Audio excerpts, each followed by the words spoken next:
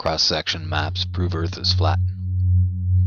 Cross-section maps of Canada, coast to coast from west to east, looking north as though you're in the US.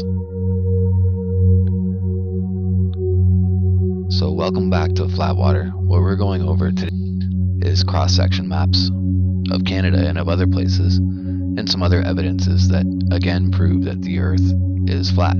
So I would hope that I wouldn't have to go over the standard fare, but I have to do it to lay the groundwork, and because some people still don't seem to understand that if you have a huge area on the Earth that is completely flat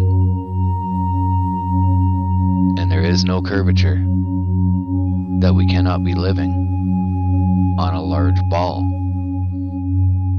that there's simple trigonometric ratios that prove that if the water is flat, that the Earth cannot be a ball. It must therefore be a plane. But apparently I do have to go over these things. As I said, some people just don't seem to understand yet that water is flat, and standing water in the oceans and in lakes and all over the world is flat and on the same plane. So what we're going to begin with is this diagram of, and this is a mainstream diagram. I just downloaded this from the internet. So this is what scientists claim is the makeup of the ocean. So we have 2007 Thomson Higher Education, and so as you can see, the water is flat. They made no mistake there. These are one of the things that they just hope to railroad over you where you just don't notice it. So anyways, the water is flat. You see that the ocean is a large basin, and in the center is the oceanic ridge.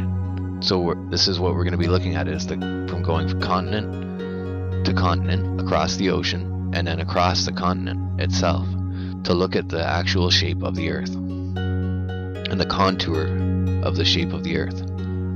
So we're starting here in Canada, and here it is. There's BC, British Columbia, the Rockies, and you can see the water would be here and be flat. We're at the ridge, continental crust here, the continental margin. And we see that it's flat there in the water. Then we have the mountain ranges, and we go across. We're going across Canada from west to east. Again, we're still in British Columbia.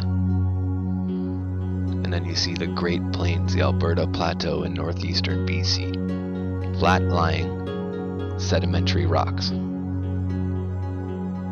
Then we move across Alberta, and you can see right here, the red line, the area that it's indicating in Alberta. And it's about half of Alberta.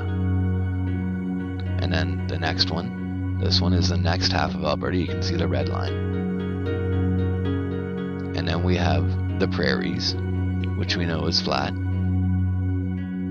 And then we have Ontario, Lake Superior, Lake Michigan, Lake Erie, Lake Ontario, and the Gulf of St. Lawrence, and then mean sea level, back to sea level. So we just went coast to coast across Canada, and you just saw that aside from the mountains, it's dead flat. We're going to go over it one more time here. You see it again. Across the prairies, down across Ontario, and back to mean sea level. And so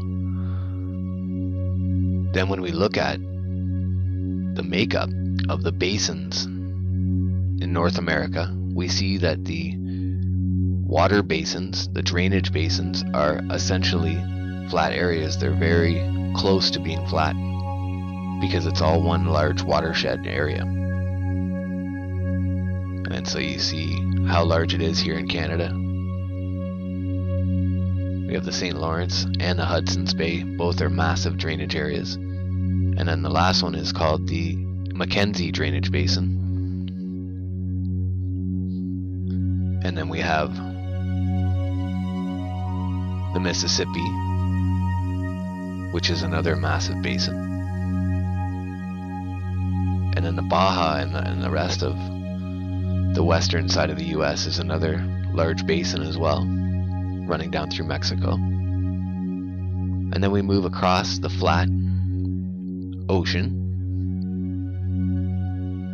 the deep ocean basin, and over to Europe. And now check out these cross-section maps of Europe. And they prove again that the majority of the land is flat. And when combined with the water, the Earth is a gigantic plain.